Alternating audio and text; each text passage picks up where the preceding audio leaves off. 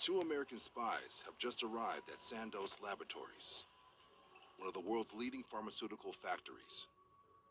The mission: corner the market on the world's supply of a powerful new psychoactive drug.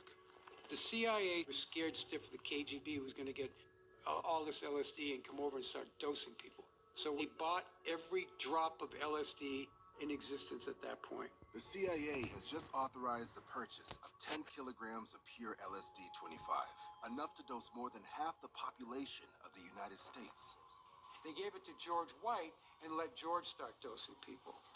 George Hunter White, a larger-than-life undercover federal narcotics agent. Unbeknownst to his supervisors, White also works for the CIA. His job: to conduct experiments for an operation called Midnight Climax. George had a CIA safe house stocked with booze. George would sit behind this one-way mirror, drinking martinis, sitting on a portable toilet. If he had to take a leak, he didn't want to get up and leave. White pays prostitutes to lure their clients to the agency's safe house. Hookers who would bring these suckers back to the apartment and dose them with pure LSD-25. This is where I have my effect. In the mind. This is lysergic acid diethylamide, better known as acid. The powerful drug was first synthesized in 1938 in Switzerland. With a dose of mere micrograms, the mind becomes confused. Perception is distorted. Personal identity is called into question. The results can be euphoric bliss or deadly panic. White takes meticulous notes and files his reports to his CIA handlers. So that was how LSD was introduced to this country. Operation Midnight Climax is part of a larger top-secret CIA program called MK Ultra. The goal: learn how to control and even reprogram people's minds. The CIA believes LSD might hold the key. Over the next 10 years, the agency doses a cross-section of the American public.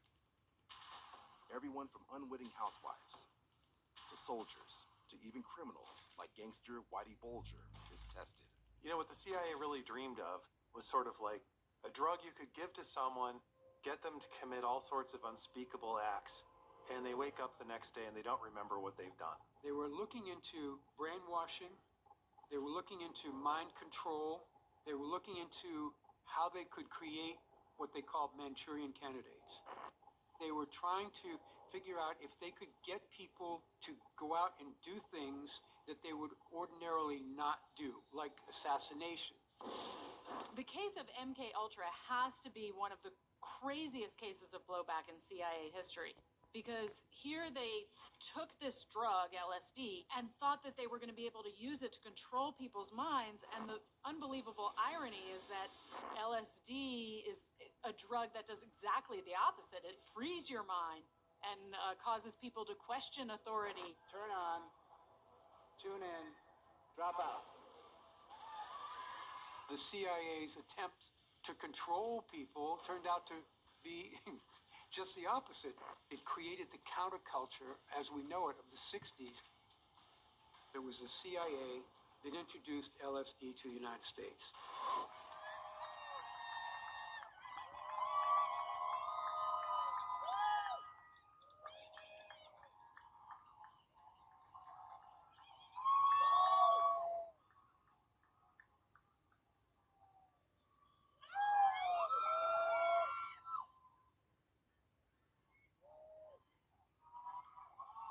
Make even more noise for Mom.